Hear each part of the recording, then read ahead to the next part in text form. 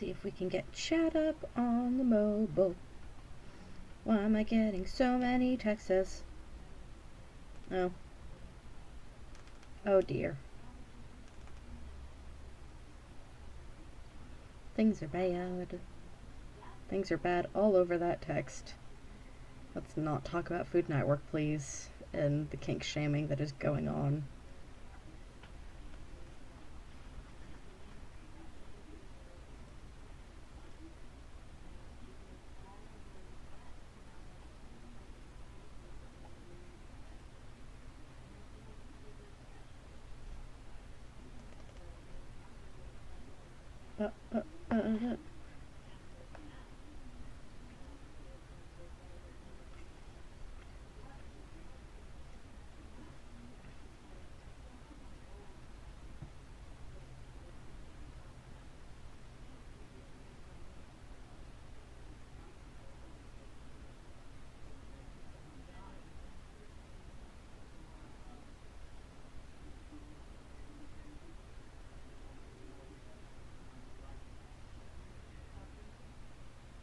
Cool, it looks like it's shown up properly.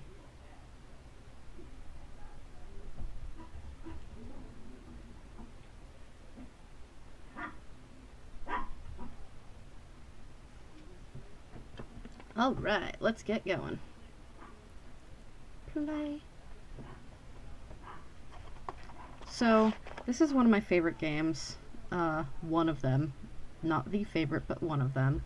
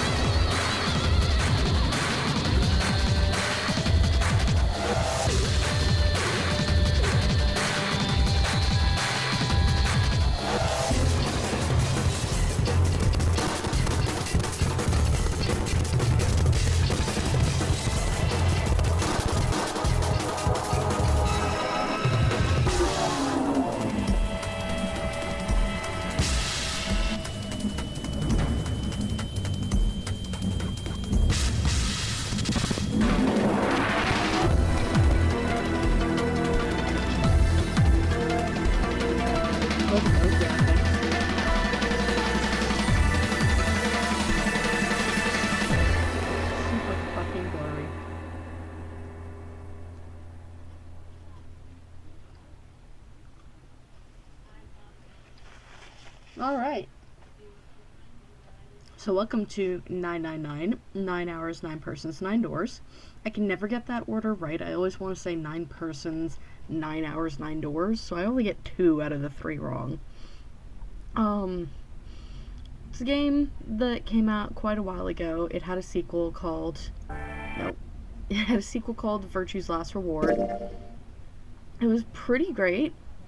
Both games, actually. I mean, if you're into this kind of game where it's mostly, like, mystery and death and scary, it's good.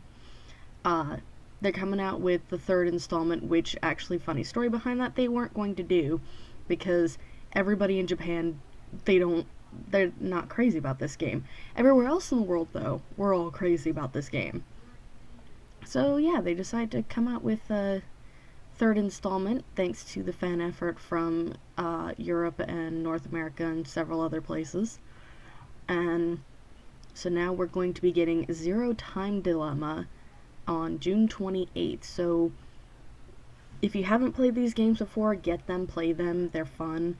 If you have played them, please make sure you're going to buy Zero Time Dilemma. It's going to be on Steam, as well as on the Nintendo 3DS, and I want to say it might be on the Vita, too. Or whatever PlayStation's new handheld is. I don't know. I don't pay too much attention to PlayStation anymore. I've been disappointed too much. I would like to overwrite my save, yes. Data overwritten! Woo! Wait. Woo? This game is fiction. All names, characters, and incidents portrayed in this production are fictitious. Just in case you were worried that this might be real.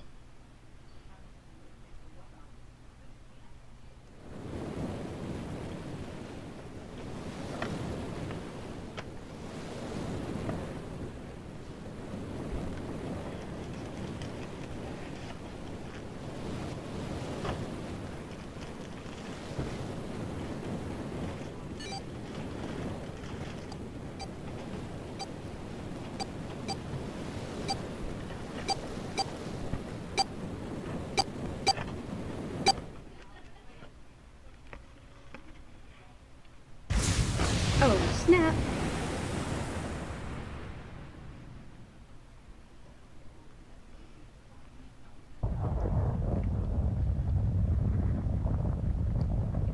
Crap. I forgot I have to read.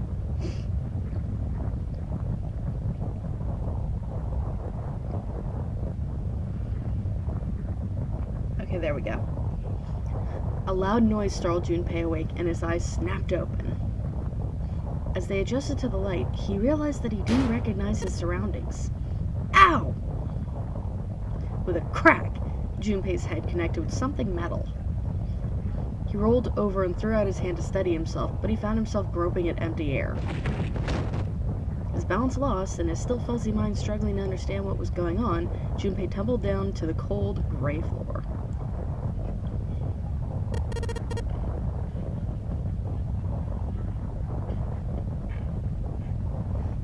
Yes, Kasaku, I will gladly accept your friend request.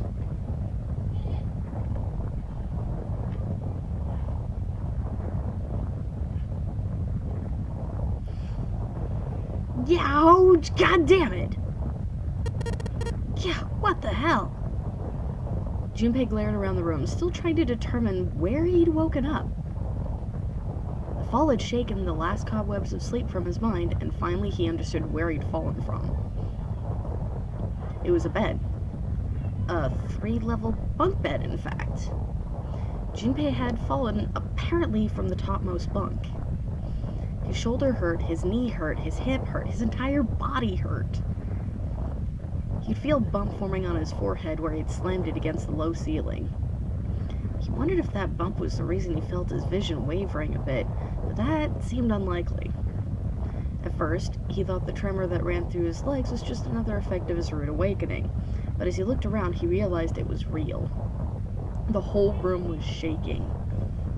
Was it an earthquake, he wondered?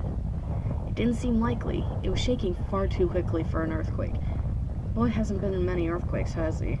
Things can get pretty shaky. Then again, Junpei had no idea what it was, if not an earthquake. He tried to tell himself it was important. Junpei rubbed the growing bump on his head and gingerly climbed to his feet. His balance regained, he finally took his first good look around the room. And muttered to himself, "Where am I?" His pain momentarily forgotten in the face of confusion of his circumstances, Junpei looked around the room once again. Let me just review the configuration for the control. Where is it? Tools. I forgot how the controls are set up on this particular emulation. Wait, there's a thing that says shut up. Good job. No, that's fine. That's fine. Configuration? No. Frame skip? No. No. Control configuration. Okay. Okay, so it's number pad. Then we have XZAS. Okay. That's pretty good. Okay, cool. Minutes passed while Junpei struggled to get his bearings. Then, as suddenly as they had begun, the tremor ceased. A cold silence fell over the room. From somewhere far away, Junpei could hear the sound of metal squeaking. He felt his stomach tighten. There were 1,000 things that sound could have been, but none of those things he could think of were good. In an attempt to distract himself, Junpei looked around the room once more. Third time's the charm. There was a stove that looked more antique than functional. The 3-level bunk bed had mattresses that were so thin they were little more than blankets.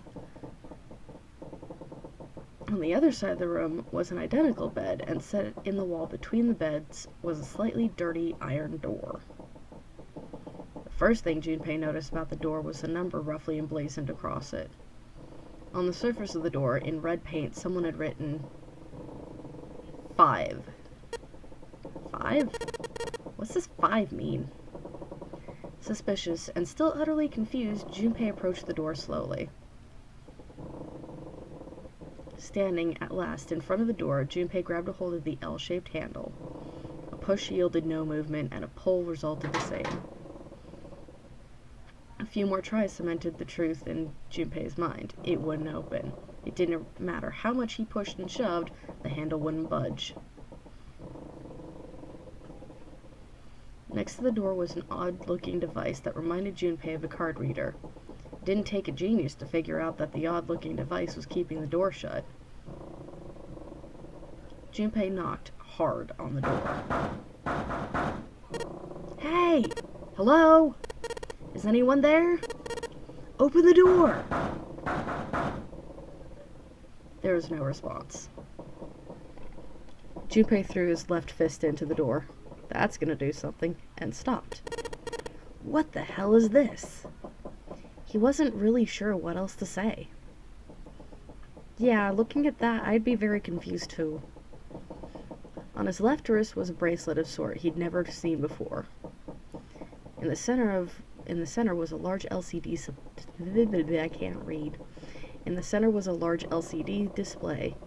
It looked like nothing else so much as a watch, but it clearly wasn't that.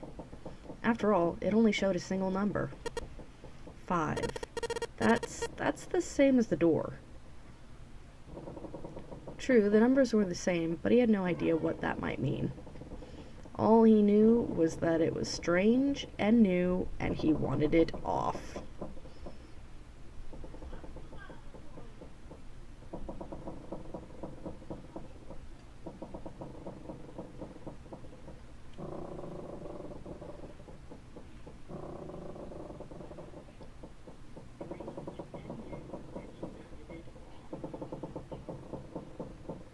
Sorry, I'm trying to see if my title updated or not.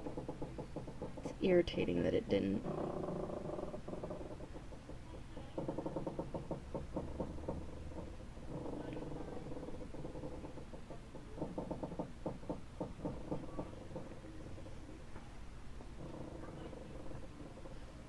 Real quick, we're gonna pause and double check on that. I'm doing that just to make sure that it doesn't pop up all my other information here.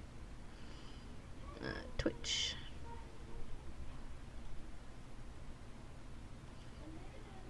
Channel. Please mute, nope. Okay, there we go. Yeah, no, it didn't update. What the fuck?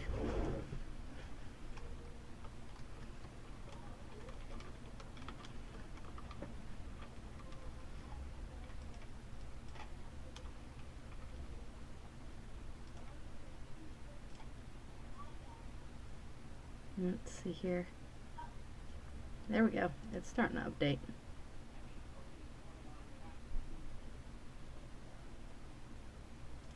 Cool. Alright, we'll bring that back up.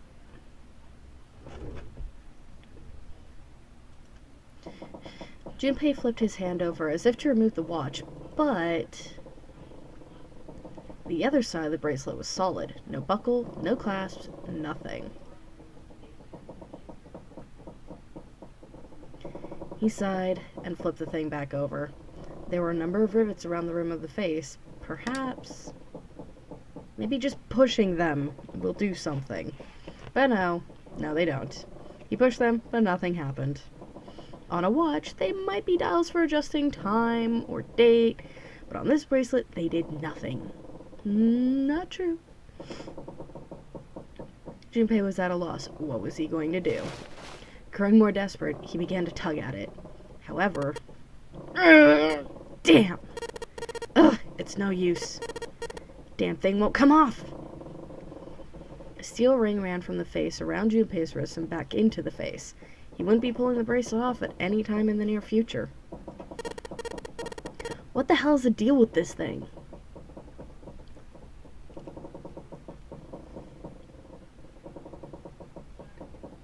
Sorry, I need to take another bite of food here. Yes, I'm doing a cardinal sin, but I didn't have much time to eat.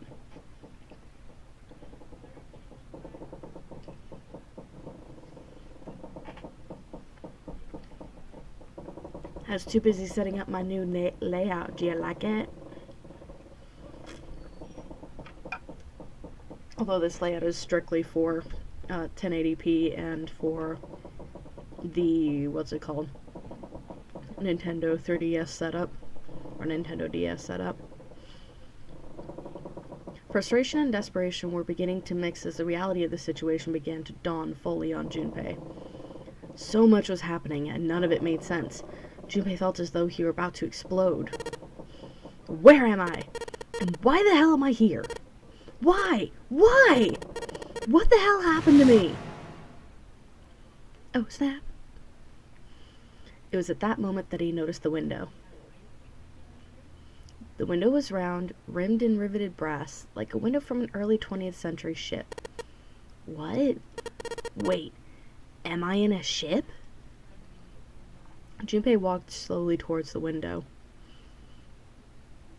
He could see nothing beyond it but thick, impenetrable darkness. Yes, it's penetrable, which is clearly why it's darkness.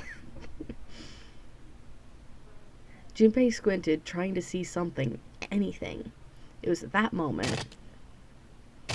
Fuck. What the? You gotta be kidding me. What the hell is going on here? Well, fuck. A crack split in the glass of the window, and for a moment, Junpei stared at it. Because that's exactly what you do when water's just rushing into the room. You just stand there and stare at it like an idiot. Then the window burst, and water began to pour into the room. What the hell? Yeah, that's what I'm wondering, Junpei. God damn it! Junpei reacts very much like me. I think that's maybe why I like him this much. Junpei yelled and spun around. His feet slipping on the water already coming through the window, he ran for the door.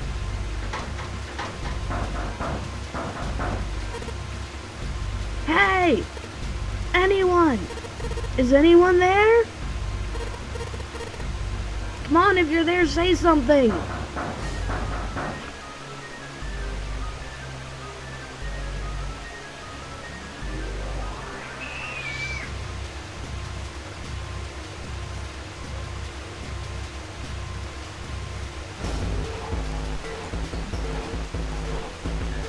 There was no reply. Oh shit, Sherlock. As Junpei screamed and pounded on the door, the water began to rise. Ooh, look bad. It was now ankle deep on the floor and rising quickly toward his knees. Things were not looking good for Junpei. Not good at all. As opposed to anything else. He needed to find a way out, and quickly. Junpei ran a hand across his forehead, brushing the sweat out of his eyes, and looked around the room. There's gotta be something here to help us. Seek a way out. Alright, room escape. Right. Operations during an escape. During an escape, you can move into different parts of the room by touching the bottom screen. Since many areas require very exact selection, we can recommend you use the stylus, or in my case, the mouse. Searching an area during escape. During escape, you can touch the background to search anywhere in the room. Areas you can investigate will be highlighted yellow the moment you touch them. Depending on the nature of the location you touch, you might find an item or a hint. Begin searching by touching places on the bottom screen. How to move. Touch the triangle icon in the bottom screen. Doing so will change the viewing angle of the room and move you to a different location. You do the same thing by pressing left, right, and down on the control pad. Bird's eye view. If you want to know where you are, touch the X icon on the camera icon in the bottom. This will show you where you are and what direction you're facing. Saving during escape. Pressing start will allow you to save. No shit. If you want to quit, we recommend pressing start. Or you could just play it all over again like a dumbass. I mean, no one's gonna stop you. Purpose of the escape. Gee, it's sad you had to tell us this, The purpose of each escape is to get out of the room, unless you want to die or just stay here for forever and ever. How you do that depends on the room. You'll need to search all throughout the room to discover what you'll need to do to get out. Search for hints and items that may help you find a way out.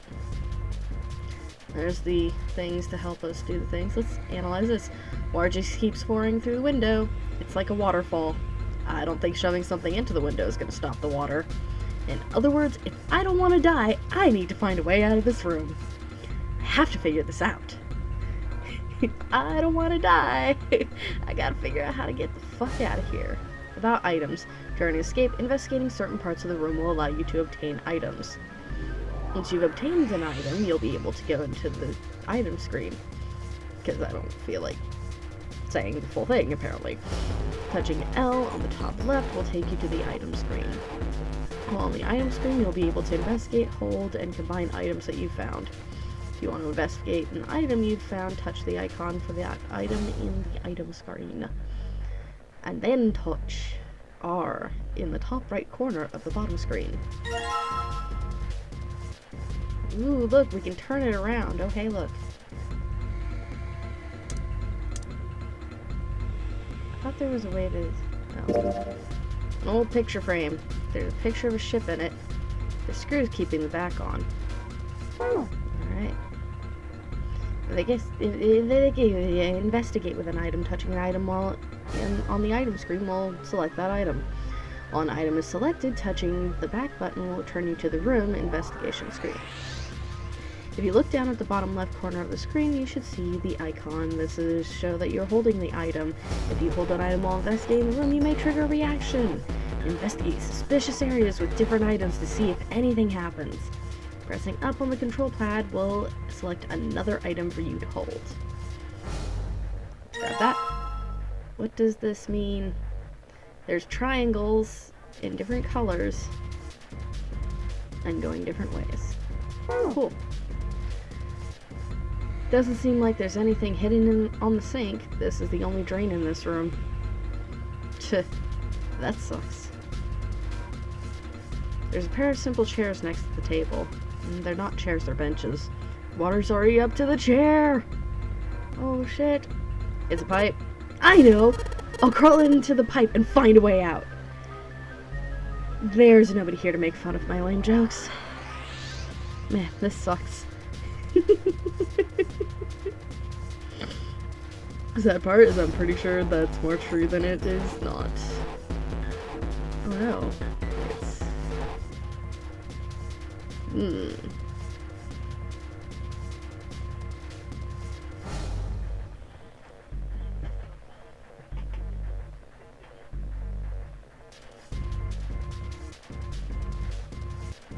Let's see. I'm trying to check and see if anyone's coming to the room, but I doubt it. Okay. Okay, where were we? Bulletin board? Anything else? It's a bulletin board. Nothing much on it. Okay. Let's go this way. Ooh, what's this? Ooh, what's this? Can I... No dice. It's Loctite. Let's see if there's anything in the keyhole. It's a small keyhole. If I want to open the briefcase, I need to fill it up with a key. The number on the dial is 0101. I guess I need to put the key in the keyhole before I can enter any numbers on the dial. Alright, well, that was useless. Thank you, Junpei. I can keep looking till the cows come home. All I'm gonna find up here is that pillow. Damn it! Isn't there anything else I can use? How about a ladder? I can't see the bottom of the ladder. Oh man, the water's already up to the bottom of the bed. I've gotta hurry this up. This is the ladder that goes up to the top bunk. So, ladder, we meet again. This is the door to the stove. Well, it opens easily enough. I sure wish the door to get out of here was that easy to open. Hey, look. Well, that solves the mystery of whether or not the stove has been used before. What's this? It looks red. Hey, a screwdriver. What if I combine that and that? Well, the screwdriver got those screws off easily enough, and here's the picture. Oh look, it's a map thing. It's pun time! Hello, waifu! You're just in time for bad puns. Let's go investigate that ladder again. It'd be great if I could actually see this a lot better, but the quality's not the greatest. Combining items. Well, I already did that, so shut up. Blah, blah, blah, blah. Yeah, combine the items, and that way you can do things with the items and figure shit out. No, not the ladder. Yes, the ladder. All of the ladders. Oh, hey, look, there's a key. Well, let's see if there's anything in here. Huh, looks like there is. A key? Yeah, there's a little blue key in the bottom of this pot. How odd. Yeah, definitely odd. Totally not like someone planted it there. Ladder. Once again, I gaze upon the stately ladder. Ladder? I don't even know her. Most original joke ever. As I gaze into the ladder gazes into me. Hey, so did you hear what that shopkeeper said after his ladder got stolen? No, what'd he say? Further steps will be taken. And that's why I have no friends. I relate to Junpei on a spiritual level. Yeah. There's a pipe at the other end of the bed. There's nothing up top. That's where we fell from. Here we are at the middle bunk. There's nothing useful here. I thought there was something under the pillow. Or is that just the... Alright, time for another one. Moon's throwing herself into the sun. The ladder watches me. I sense that it finds me wanting. So, this friend of mine fell all the way down a 15-foot ladder. Wow, that's pretty bad. How's he doing? Oh, he's alright, but he's feeling pretty wrung out by the whole experience. I should be writing these down. They're comedy gold! I think the ladder is following me. Trying to keep up with all the latest styles has me all wrung out.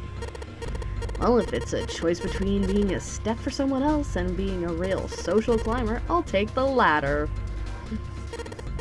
What do you call a secondary ladder covered in people? A full B ladder. Okay, I need to stop doing these before I hurt myself. Besides, this is no time to be making jokes. I need to get out of here, now! A ladder. It appears to have something to do with the bed. A ladder. It appears to have something to do with the bed. Alright, let's stop this before my friend hurts herself. Well, I can reach this bunk. Might as well look through it. Huh. Damn. Nothing here. Hey, there we go. There we go. Found another piece of paper. Except if I remember correctly, this one actually goes like this. Right? No, maybe not.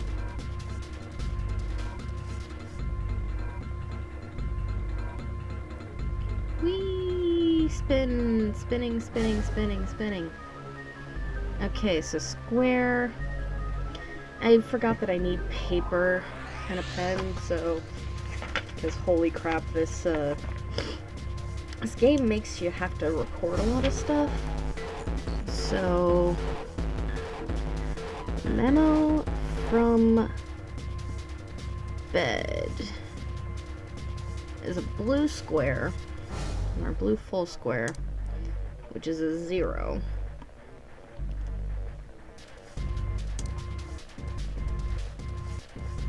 This music is too hardcore for what's going on. I don't know, it puts the fear of God into you. 0, 2. Next two are red and red. So we have 8 and 5. Then we have this one, which is red, red, blue, blue, and it's full that way, which is 7, 4, Hi, Scoot. Hi, Scootabun. That's my line, Moon. That's what I said when I made all the puns, which Scoot missed. And unfortunately, we can't go back. 6, 3. So, red is 7485. Blue is 0263. So let's head back.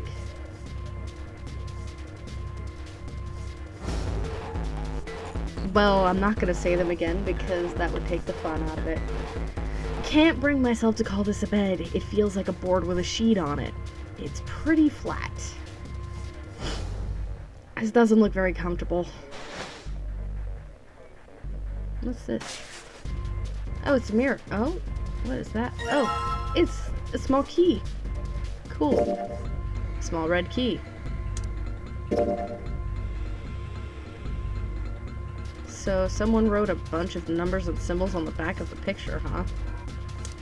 The note's got dot, dot, and red, and dot, dot, and blue. Dot, dot, and blue, and dot, dot, and red. There's an arrow that goes all the way across the paper. It's red under the red symbols and blue under the blue ones. Junpei grabbed the key and shoved it into his pocket. He intended to leave immediately, but something stopped him. His reflection stared back at him from the mirror, but he'd scarcely recognized himself. Yeah, you look tired as fuck, dude. What's up with my face? His confusion was well justified. His face was drawn and pale, and the dark circles under his eyes made him look as though he was nearly dead. Man, what the hell happened to me? How did I end up here? Even as he said it, something in his mind opened and a memory bobbed to the surface. It was the last thing Junpei remembered before waking up in the strange room.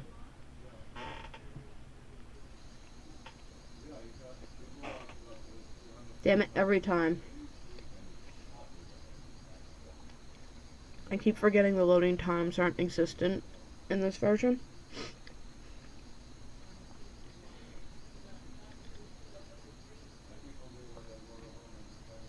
It was past midnight when he came home.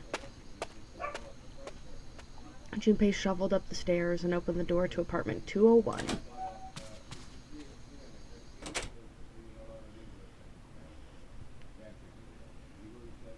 Inside was his apartment.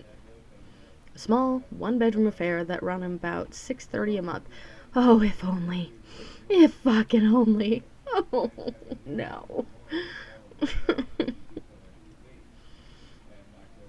He moved into it when he entered college, and so far he'd been there for 3 years and 7 months.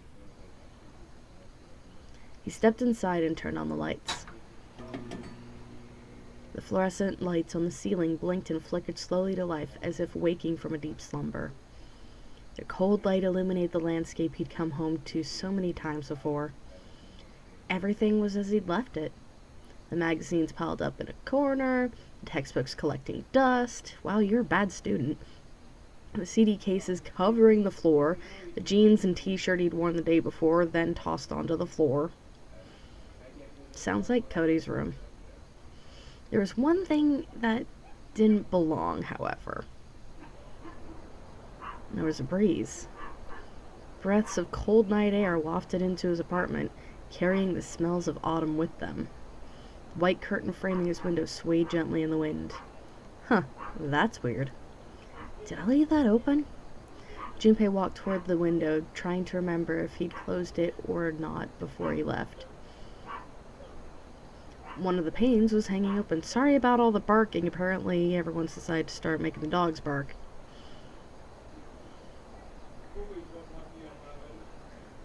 He stuck his head out and looked around. Nothing seemed out of the ordinary. Junpei shrugged. He must have left it open earlier. He closed the window. Yeah, that seems... Then it happened. This seems like a bad idea. Oh, shit. Home intruder. Home invasion. Home invasion. Oh good, I'm glad to hear that. Junpei turned and found himself face to mask with a man dressed in all black. Ben wore a deep hood and a bulky ass mask. A bulky gas mask. His face was entirely hidden. Junpei tried to scream, but all he could manage was a strangled croak. He tried to step toward the man, but his legs could no longer support his weight. Frack.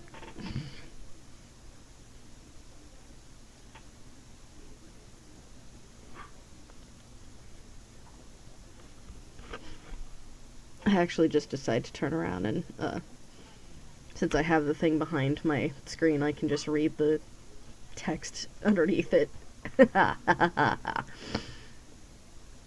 Junpei collapsed to the floor, a crumpled heap of limbs, like a discarded puppet. Shit! Too late, he noticed the white smoke that was quickly filling his apartment. A small object, shaped distressingly like a grenade, sat on the floor in front of his face, hissing. The white smoke poured out of it at an incredible rate. The smoke had grown so thick that the details of Junpei's apartment began to fade into a white haze. He'd feel his mind beginning to fade as well, a white haze that was not the smoke creeping into the edges of his vision. Blah, blah, blah. And fuck, I have marbles in my mouth. Consider this a privilege. You've been chosen. A rasping voice wormed its way out of the gas mask. It was cold and harsh, and distorted in some way Junpei couldn't put his finger on. You are going to participate in a game. The Nonary game. It is a game where you will put your life on the line. That was the last thing Junpei remembered. The white smoke overpowered him, the masked man faded from his vision, and he felt his consciousness fall away into the white mist. And that's the story of why Junpei looks like shit.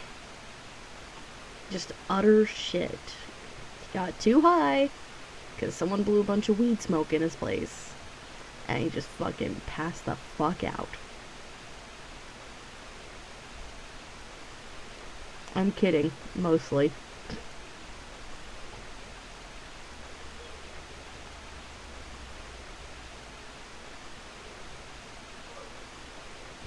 That's right. That guy with the gas mask. That son of a bitch must have taken me here.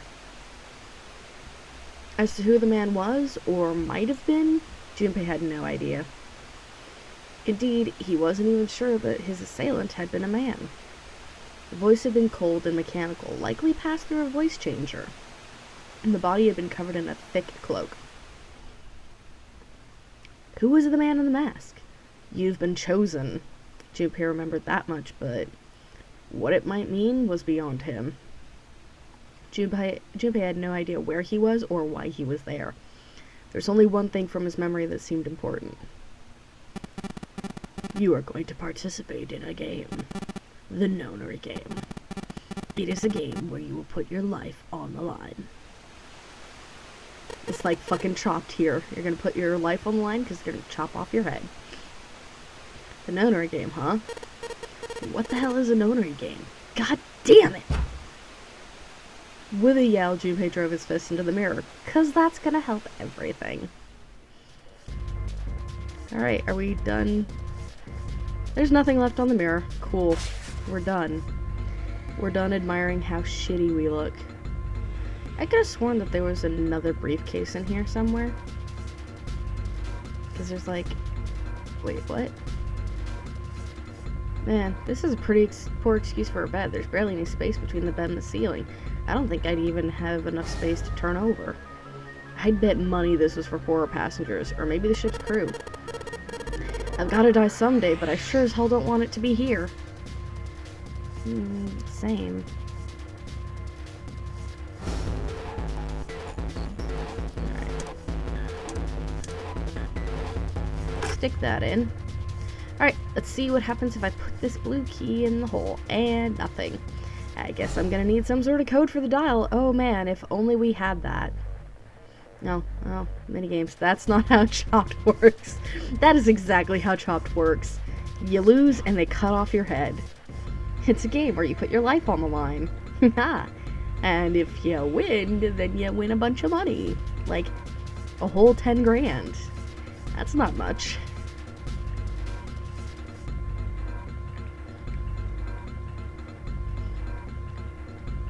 I'm not gonna read the instructions anymore. I'm done. I'm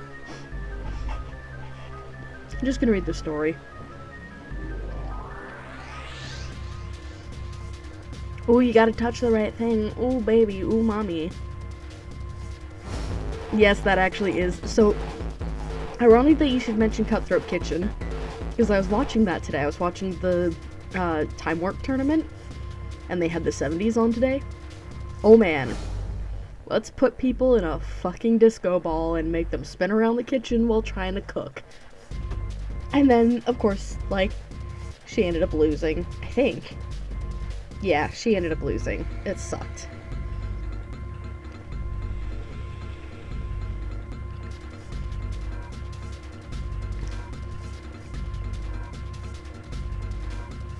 If the numbers are correct, then it'll... Alton Brown does hate everybody. He's just like... Basically, Alton Brown is Cody's future. A giant pile of salt making everybody miserable.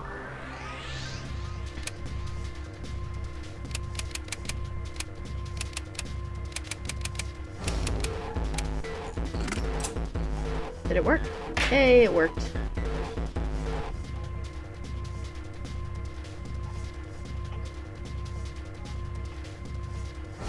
Salt Mountain.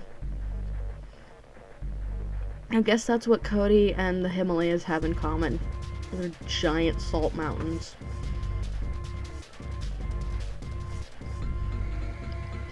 Alright, let's see if these numbers work. A turn of the key and hey! Looks like it's working. Yes! Alright, let's open it up. Yes! It opened! Life's simple pleasures. Looks like there's something in here. What is this? A file? Yeah, oh look, the file screen. Find any documents or notes. Blah blah blah. Blah blah blah. Blah blah blah. You get to find out special information, because you're a special little boy.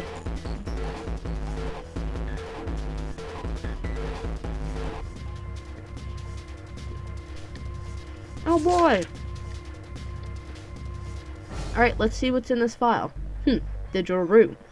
Let's see here. This is actually super important.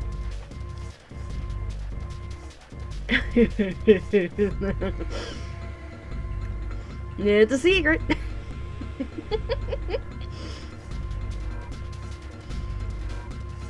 Compute a digital root with the following steps. First, add all the numbers in question to one another. If you end up with something greater than a single-digit number, add the digits to one another. For instance, if you have a double-digit number, add the number in the tens place to the number in the ones place. Keep adding digits in this manner until you have a single-digit number. That final single digit is your digital root. Example, the digital root of 6, 7, and 8 would be 6 plus 7 plus 8 equals 21, 2 plus 1 equals 3. Therefore, the digital root of 6, 7, 8 is 3. Example, the digital root of 1, 2, 3, 4 would be 1 plus 2 plus 3 plus 4 equals 10. 1 plus 0 equals 1. No math, no! This game is all about math, except it does all the math for you, which really sucks. Therefore, the digital root of 1, 2, 3, 4 is 1. I see. So I just keep adding numbers until I get a single-digit number. Oh, looks like there's something on the back of this thing. A notebook, a pen, a calculator. I now have hiccups. Fuck.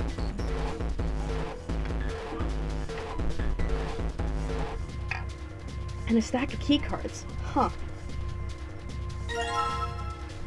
Oh, good. Looks like some key cards. There's a number written on each card. 6, 7, and 8. And if we remember, 6, 7, and 8 is 3. Does that mean something? Gee, I wonder what. We still need the other cards. New material has been added to the file screen. Calculator. The calculator is used to calculate numbers.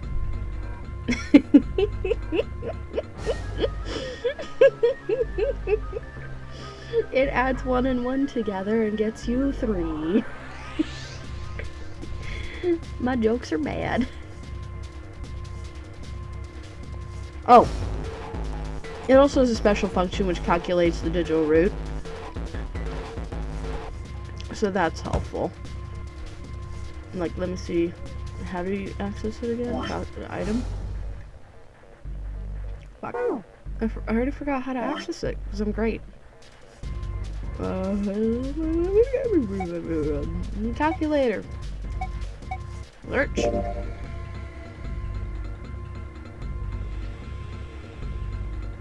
Touch numbers on the bottom screen. I don't know how to use the calculator. How do I use a calculator? How do I use a calculator? Fuck! Okay, never mind. I'm not gonna show you. Oh, hey, look. There's a thing there. Why aren't you letting me look at it? Come on, I want to look at the top bunk. All I can see down here is the underside of the top bunk. It's pretty high up there. I need to look at the top bunk. Fucker. There's a ladder that goes up. Good night. There's a ladder that goes from the floor to the ceiling so that you can get to all 3 bunks. Well, worst case scenario, I could just climb up there. Yeah, right, like that's gonna work. Help no math. But we need the maths. Right. Oh, apparently I'm looking the wrong direction? That explains a lot. I'm an idiot. Wait. Wait. Wait. That doesn't look right. How do I get to this? How do... Oh, the pipes are broken there. Oh, that's right. Oh, I'm a dum-dum. That's a closet. Junpei, just get up the ladder? I know, right? Fucking nerd. There's some hangers on the pole. There's some hangers on the pole. Fuck. Alright. This is just like the blue briefcase. Yep, there's lock on this one too. And it's not opening. Let's stick the key in the hole. Alright, let's stick that red key in there. And it's not opening. In fact, it's not doing anything at all. Well, alright, I take that back. I guess I can move the dial now. So it looks like I'm gonna have to put in the right numbers and turn the key. If I do that, this thing should pop right open. Let's give it a shot. I do that. You need to enter numbers into the briefcase in order to open it. I do that. Just to quote The Adventure Zone. Junpei, shut up! Yeah! You fucking retard. Sorry, no, not retard. Damn it, I keep falling into that. You fucking dumbo.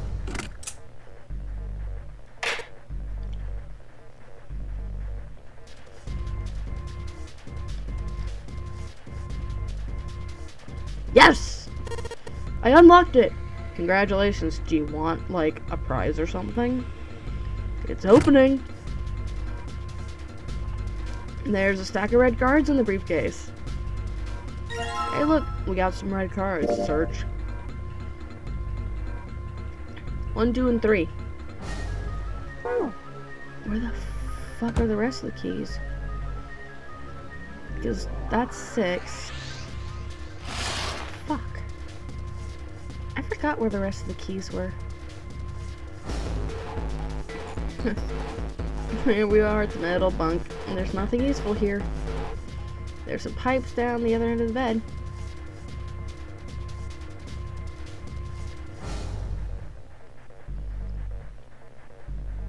These cards with the numbers on them, I'm pretty sure this is where I'm supposed to use them. Alright, let's slide this card and see if it works. And... I know, but I'm missing 4 and 5. 4, 5, and 9 are what I'm missing. Huh? It's not working? Why? Damn it. No, that's right. I still have cards I haven't used. Blue cards. Damn it! Not again! There aren't any more cards in here. I've only got one other hint. Of course, the files! The files said something about a digital route. A digital route. The digital route, huh? What am I supposed to do with... There's a 5 on that door. Do I have to get a digital route of 5? I'm not really sure about this. Whatever, it's worth a shot. Let's see if this works. I'll just slide the cards that give me the digital route of 5 through the reader. For operating instructions, touch 3 cards to select them. The digital route of the selected cards will be displayed on the top screen. Digital route, digital roosters.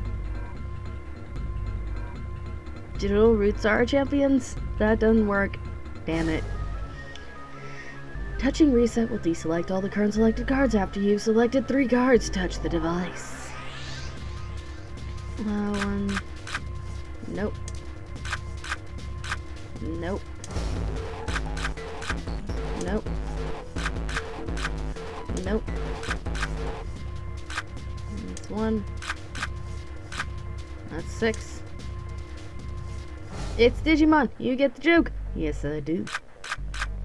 That's 8. I'm not even using math at this point. I'm just being dumb about it. I remember it should be that. Yep. Bang.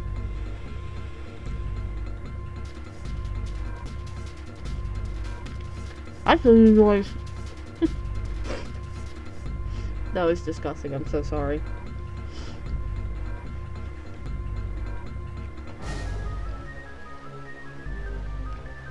Huh. Did it just unlock? Well, that light was red, and now it's blue. No doubt about it. Just don't think about it, just go through the door. There's nothing keeping me in here now. Time to go. If I can go through the door. Go through the doors. Go through the door. Go through the door. Go through the door. Fucking just shove the door. You found it! Yay!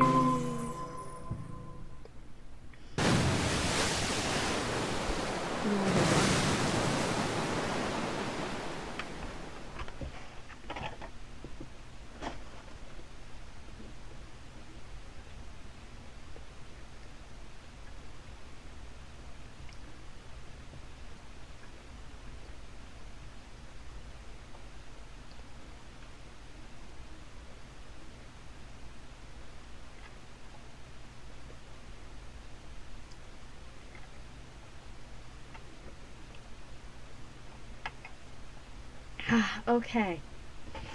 Accompanied by a wall of angry water, Junpei shot out of the room and into the opposing wall. Gasping to catch his breath, he looked around. He was in a narrow hallway. The water that followed him out of the room was rapidly pouring out of the door. It flowed quickly down the hallway and slammed into the foot of the short flight of stairs. Just 5 steps, in fact. At the top of this short staircase... A door! Another door! Junpei leapt up the stairs straight for the door. The door burst open and Junpei exploded out of it, only to freeze in his tracks. What other possible response could there have been to what he saw? What the hell? His voice trailed off and all he could do was stare. Oh shit. This looks awfully familiar, guys. I have a bad feeling about it. I think we got put back in time? Like, I'm pretty sure Leo DiCaprio is supposed to be standing at the top of those stairs, like, waiting for us or something, right? Like, that's how that movie went? Or was it what's-her-face that's supposed to be standing up there? The polished floor stretched out before him. Ornate. Junpei is dead. Junpei is dead, and in the afterlife, he's fucking in the Titanic. I'm gonna get to Bone Town down here. A polished floor stretched out before him, ornate staircase rising up from the edges, each one of them equidistant from the others. Rose will be right there. Oh, fuck. Stairs and pillars were solid wood, and Art Nouveau embellishments and decorations covered the walls and pillars. It looked like nothing so much as the entrance to a luxurious mansion from the early 1900s. Junpei couldn't help but wonder, was he really in a ship? The water quickly filling the hallway behind him suggested that yes, he was. As he looked, a fresh wave rolled out of the room he had been in, gathering speed as it moved toward the stairs. Yeah, that's what I thought. This is totally a wait, what the hell? A wave? Shit, I gotta get out of here! Junpei spun around, his wet shoes squeaking in protest on the polished floor, and ran toward the tremendous staircase in front of him. Run, run, run, run, run, run, fast, fast, fast, C deck. B deck. As he ran, he glanced quickly to the plates mounted to the wall, denoting the decks of the ship. He took the stairs 2 at a time, not entirely sure where he would find himself. Just as he began to wonder where, in fact, the stairs did lead, he ran right into a scantily clad woman, a crazy-haired dude, a big dude, and another crazy-haired dude. He stopped short, nearly tripping over the next stair, and looked. It wasn't just one person he'd seen. On the landing to the left of the stairs, there were 4 people staring at him. And on the right side, 3 more. A pink-haired chick, a gray-haired prince dude, not chick, dude, and some old man. All told, there were 7 of them. It looked as though they had been on their way down the stairs. They'd stopped short when they saw Junpei, their eyes wide. He'd done the same, of course, and now they stood there staring at one another. Junpei didn't move, one foot placed awkwardly on the next step, in the middle of a stride. Who were these people? This entire interaction lasted only a matter of seconds. The woman spoke to Junpei, and time began to move again. I guess there's another one of us now. The woman was dressed, Junpei thought, rather like a dancer. Her clothes covered very little, and her prodigious jewelry little more. Hey, you, come on! Hurry up! With no further ceremony, she ran straight past Junpei and toward the doors behind him. The sudden proximity of a woman with such striking assets left Junpei momentarily stunned. Too much titty! Where are the nipples? They're super tiny. It's Japan. Remember, if they're supposed to be sexualized, there's no nipples? Yeah, this is that same thing. But the others wasted no time and quickly followed the strange woman. The first to pass Junpei was a young man with silver hair. He threw a quick glance in Junpei's direction as they ran, muttering, "One of us, huh?" Following him was an older man, his face calm and without fear. That doesn't look calm to me. Soft wrinkles sprouted from his eyes, and he came close enough as he passed for Junpei to see wisps of gray in his hair. His composure and shock of hair struck Junpei rather as rather like that of an elderly lion. Going up won't do you any good. There are 2 doors, but neither of them will open. He looks upset that he doesn't have real eyebrows. Yeah. The next to speak was a girl with pink hair and a high voice. Come on! Aren't you coming? You gotta hurry! Her small hand was wrapped around the wrist of another man. His eyes were closed, almost as though he were sleeping. His features were graceful, almost serene, and he was dressed rather elegantly for someone his age. Something about his posture seemed very refined, and Junpei couldn't help but feeling he was noble and dignified somehow. Thanks, Moon. Thanks for pointing out my murderer. He'd certainly never seen one, but this man seemed like what Junpei had always imagined a prince would be. That's 9 of us, then. All of the cards are in hand. What does all of the cards are in hand mean, he wondered. Junpei opened his mouth to ask what the other man had meant, but the girl with pink hair rushed past him and they were gone. Bye! He turned just in time to see 2 more people running toward him. One of them had hair like a bird's nest and looked as though a stiff breeze might topple him, and the other was a veritable mountain of a man. The scrawny one said nothing and scuttled past Junpei as though he were running from something. Hey, what the hell are you just standing there for? Did you just say Junpei is down to fuck the silver-haired man? Oh no. Didn't you hear him? The doors on A deck are no good. We gotta check the doors on B deck. Got it? Now go!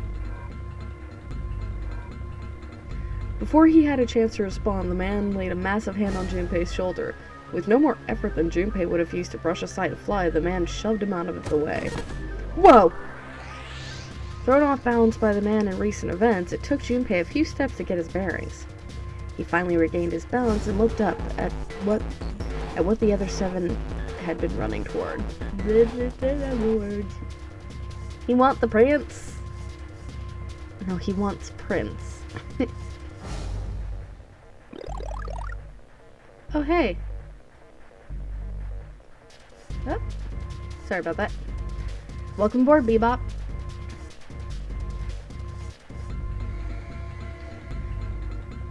There were 2 pairs of large iron doors set into the wall in front of him. They looked quite sturdy and each had handles jutting from them. Written across the surface of each door in red paint was a number. Gee, I wonder what we're supposed to do with the numbers. The door on the right had a 4. And the door on the left had a 5. Oh man, Bebop.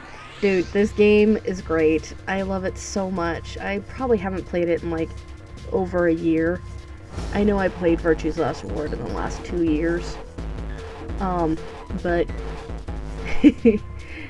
yeah, no, I'll be playing this one at least until the new one comes out, and then I'll be playing that one on stream because nothing will stop me from buying it the day it comes out. I swear to God, I will be buying it. It will be in my hands and displayed before the world. Ah, ah, ah. They're the same. The guy Junpei had decided to call Silver was mumbling to himself. The room I woke up in had a number on the door, just like that. You too, eh? With an... I don't know if I'm going to be able to keep my voices straight, just forewarning you. So it'll be whatever it comes out as, to be entirely honest. With an arched eyebrow, the lion looked over at Silver. My cell was the same. A number upon the door.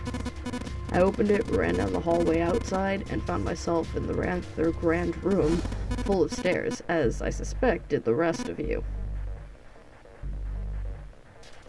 It was as though the floodgates had been opened. They all began to talk at once. Me too. I did too. Yeah, a door with a number on it. It soon became clear that each of them had awoken in a room with a locked door and solved a puzzle to escape. They'd all ended up in the same room. Almost as though they had been guided here. Yes, we all saw the same thing. That's not important. We need to hurry. You think I don't know that, lady? Before the dancer had time to finish, Silver was already running. He grabbed... I don't think that's gonna work. I mean, just something tells me that's not gonna work. He grabbed hold of the door labeled 5 and pulled. Yep. How's that working for you? However... Fuck, it's not opening! This damn thing won't even budge! Move! You're in the way. The mountain grabbed Silver's shoulder and tossed him aside. His path clear, he took a few steps back, then threw himself at the door. Pang! Once, twice, 3 times, 4 times. The door shook as his body slammed into it, but showed no signs of breaking or opening. The mountain threw himself at the door again. Yeah, you keep doing that, buddy. Junpei turned toward door 4. Next to the door on the wall was a small box. It looked just like the one he had seen in his room next to that door. If it was the same, then this door was likely locked as well. Still, he had to check. Junpei grabbed a handle and threw all of his weight into it. Gah! It was locked as tight as the door next to it, as he suspected. Damn it! Junpei punched the door. It did not respond. I'd be worried if it did. Just be like, hey, buddy, no punching. No punching. That's a bad no-no. If you punch me again, I'm gonna blow you up. Spoiler warning. Were these the only doors, he wondered? He'd barely finished the thought when the C-deck plate he'd passed on his way up sprang unbidden to his mind. His body moved before he had time to think. Junpei turned and ran back toward the stairs. He'd scarcely taken a step when... How about I take that well? Wait, no. Yes. At the top of the stairs, next to an ornate clock embedded in the wall, he saw a person. Oh boy, chicka bow wow. It was a girl with a very short skirt. She looked to be the same age as Junpei. He froze, unable to look away from her face. He wasn't confounded by her beauty or something equally silly. No, there was another reason he couldn't take his eyes off the girl. Junpei had seen her somewhere before. He couldn't quite remember where, but he knew he'd met her before. The girl, too, stared at Junpei, similarly stunned. Her response suggested she had seen him before as well. Without saying a word, Junpei walked slowly toward her. She didn't move. It was almost as though she was held in place by some sort of magic spell. A magic. It's called love. I mean, what? As Junpei stepped onto her landing, the spell broke. No sooner had he set his foot down than the whole ship shook for a second time. Ah! The quake caught the girl unprepared, and she fell right into his arms. You could say that's one way to fall for someone. But, I mean, what? Moving on instinct, Junpei leapt to catch her. Or so he thought. Yet he didn't do too good of a job. At least the response here wasn't, did it hurt when you fell? It's like, are you calling me Lucifer? Yes, I'm calling you Lucifer. Because that is an apt description. Her face was far closer than it should have been, mere inches from his own. He was flat on his back, and she had landed squarely on top of him. The girl seemed as confused as he did, and her face suggested she still hadn't fully recovered from seeing him. For a moment that seemed to stretch for a very long time, they stared at one another. The ship stopped shaking. Everything was quiet. The water could be heard from the bottom of the ship lapping faintly at the walls and ceilings, but eventually that faded as well. Hold on, I'm gonna adjust something real quick. There we go. Much better. Much, much, much better.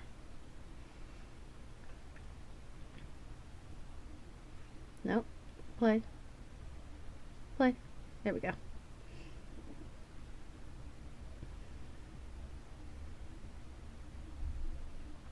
The silence was complete, a thick muffling blanket. Welcome back, Mooney. At last, the girl opened her mouth. Oh my gosh! Is that you, Junpei? Junpei. Her words echoed through... Oh, I guess I should say that in her voice. Junpei. I feel silly doing that. Her words echoed through Junpei's head, and suddenly his memory returned, like everything else. Akane? Tiny little girl! Yee! Why hadn't he realized it before? The girl was Akane Kurashiki. Such a tiny voice. Yes. I have such a tiny voice. I'm very good at doing the tiny voice. She and Junpei had been friends in childhood. They had gone to elementary school together for 6 years. But what was she doing on the ship? Yeah, no, really. Her soft eyes were only inches from his own. He could feel the warmth of her face. Feelings he had long forgotten began to work their way to the surface and down to his pants. I mean, yeah. That's exactly what happens. He could feel his face heating up. Mm-hmm. At that moment, a speaker crackled to life and a cold, eerie voice filled the room. Welcome aboard. I welcomed you all from the bottom of my heart to this, my vessel. With the voice's invasion, the spell between Junpei and Akane was broken, and all hints of burgeoning romance instantly forgotten. Why would hearing the word pants give you some sort of the world ends with you flashback? Of all the things it would remind you of, why that? They hurriedly untangled themselves from one another and struggled to their feet. Yeah, I'm sure they did hurry. Oh, that's right, Shiki stole Neku's pants to fix the button. Made him walk around, like, in his underwear in front of, well, nobody because he's fucking dead. I don't understand why he was so embarrassed other than, you know, the girl he has a boner for just took his pants off.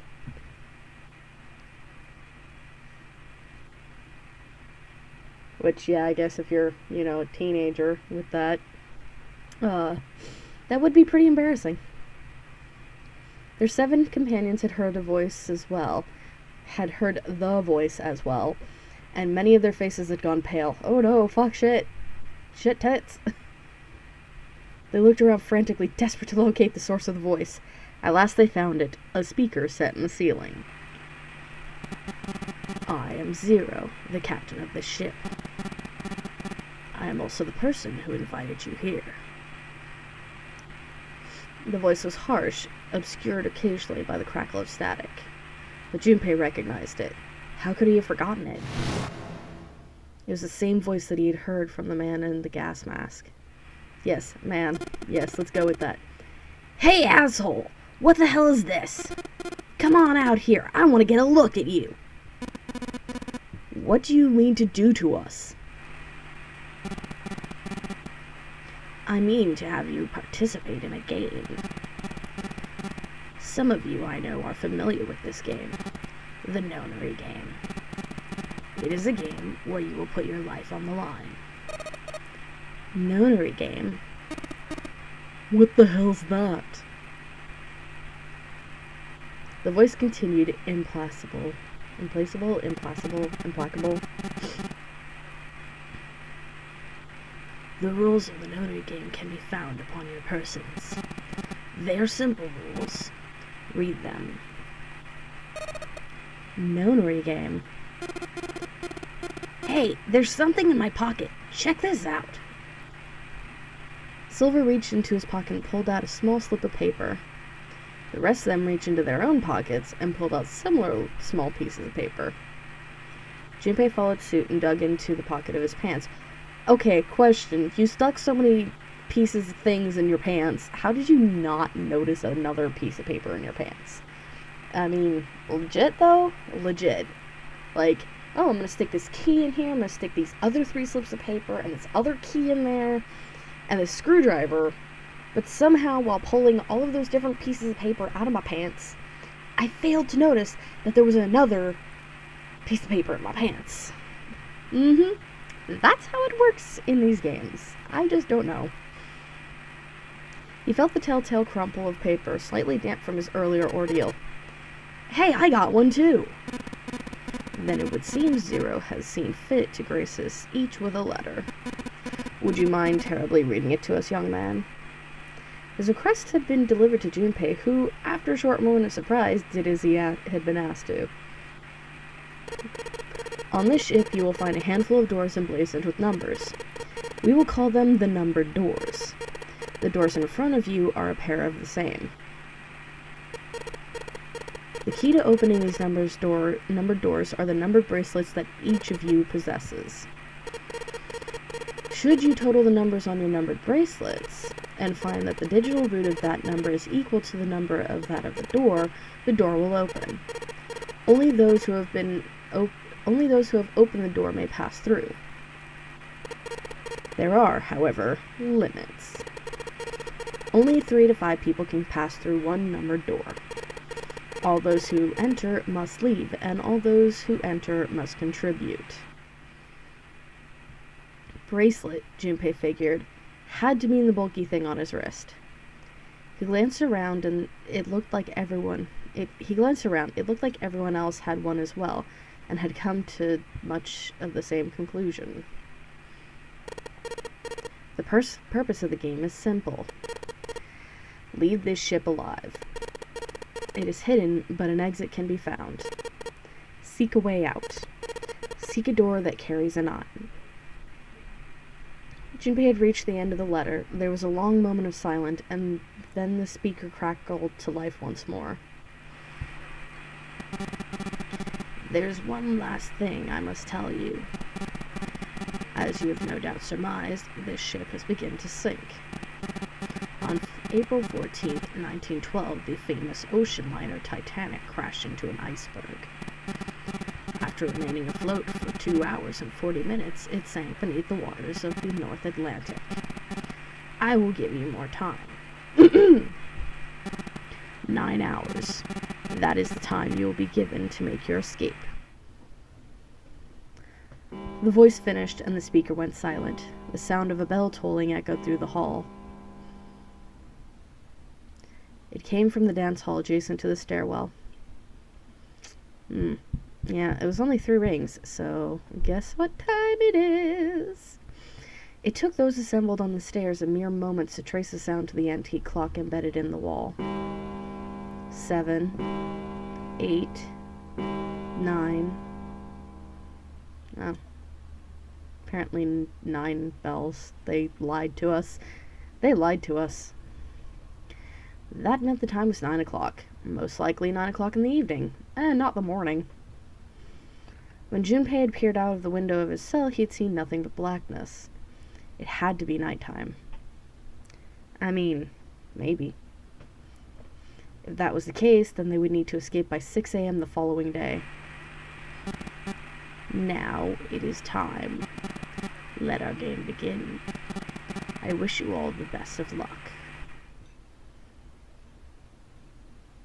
The speaker went silent and did not speak again. Womp, womp, womp, womp. Silver yelled at the speaker with language coarse enough to embarrass a sailor, but the rest of Junpei's companions were silent in deep thought. Junpei, too, was consumed by his thoughts. There was a great deal he didn't understand. Who was Zero? What was the Nonary game? Why had he chosen to make them part of it? Was he a criminal who took delight in playing with his victims? Or did he have some other purpose? And why had Junpei been chosen as part of this insane game? Why had any of them been chosen? But one question was foremost on his mind. Akane. They hadn't seen one another since elementary school. Why had she appeared now? Coincidence? No, that seemed impossible. There had to be a reason. He didn't know what it might be, but there had to be a reason. And with that, I'm gonna save and end the stream.